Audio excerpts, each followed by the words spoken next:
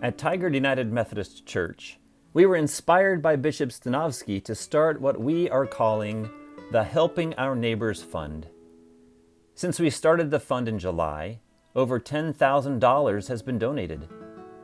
We have used that money to provide rent assistance and other help to families who live in the apartments next door to the church.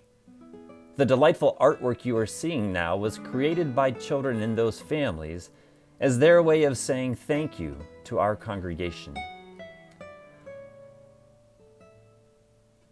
Almost all of the families are immigrant families and have been disproportionately impacted by the coronavirus pandemic. Many work in the service industry, at hotels or restaurants. They lost their jobs early in the pandemic, and many are still unemployed or underemployed. Because some of the families have an undocumented person in the household, they were not eligible to receive coronavirus relief payments from the federal government. Maria, the apartment manager, told us that 2 families have children with chronic health conditions, and that one of the residents is a Vietnam veteran who has had serious health issues recently. The laity of Tigard were challenged to do what Bishop Stanovsky suggested, to donate some, or even all, of their government COVID relief payments to the Helping Our Neighbors Fund, especially if they didn't need it because they have a job or their income was secure.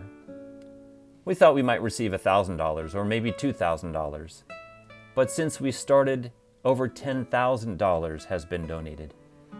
Now, in addition to rent assistance, we are exploring other ways we can use this fund to come alongside to help and support our neighbors. The laity of Tigard have been making efforts to be good neighbors to the apartment buildings around the church. Last summer, we hosted a barbecue in our parking lot and invited our neighbors. We had a blast. We also shared school supplies with families that needed them. We've also been bringing food to the apartments from our food pantry at Bethlehem House of Bread.